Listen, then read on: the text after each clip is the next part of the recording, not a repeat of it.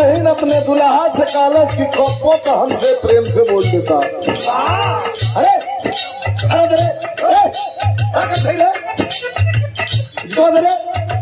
मकान कर ले दुल्हन कहले रहे अरे काहे किरिया धरावेला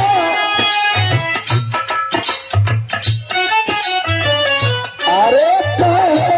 किरिया धरावेला पुराण के परे हमारा पुराण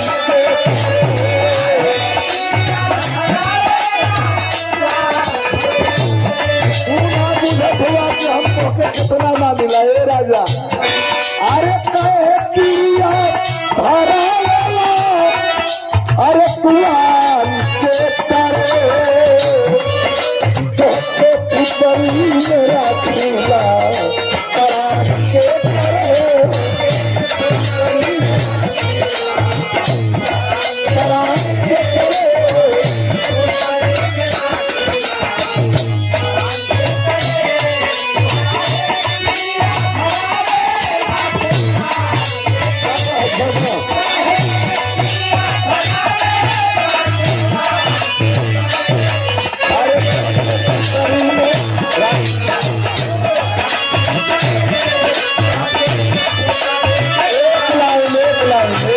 सुना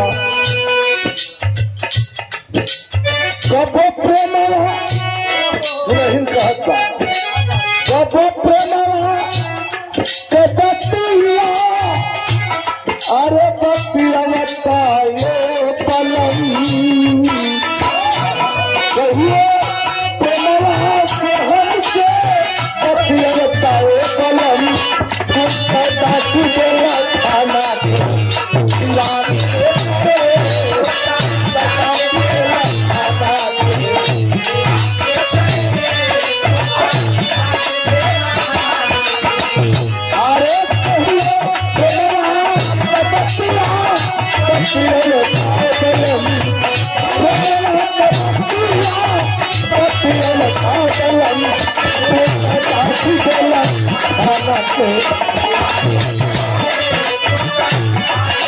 एक लाइन का कोनो जवाब ना हो बड़े विद्वान लोग बैठल हुआ एक लाइन का जवाब ना है फूल कह दिल प्रधान जी का इनाम भी हमारे राजेश भैया के आल हो का कलश की तनी बन के बदरिया अरे कहिए बन के बदरिया अरे बड़ी सी देता हो एक अर्थ बुझ लिया लोग तो पला लेकिन फूल कह दर्श किए राजा। अरे कहिए बन के बदरिया बरसी देता हो अरे हमका सरकारी सुरान के हमको सुरान के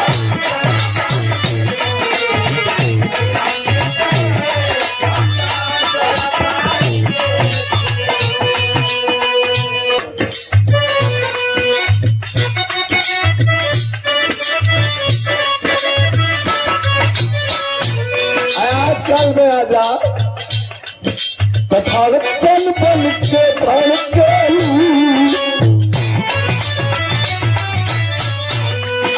अरे धड़कन बन के धड़के जान हो मेरा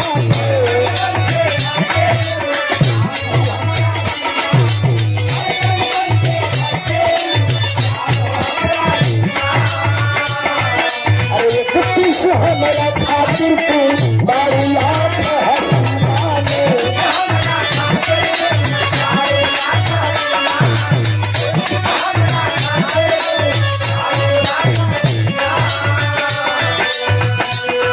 तोहरा पीना है जिंदगिया शहरे अरे तोहरा पीना है जिंदगिया शहरे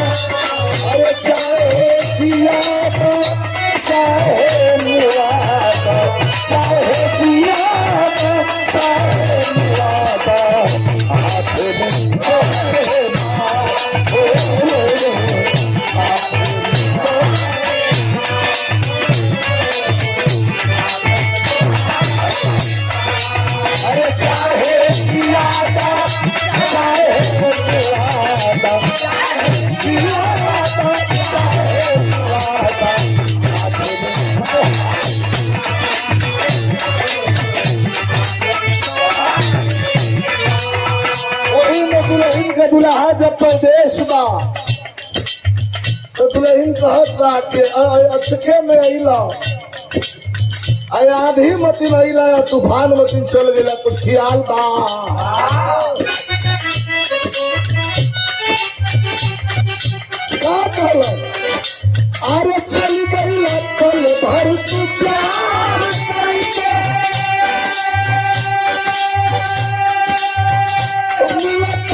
हम इंतजार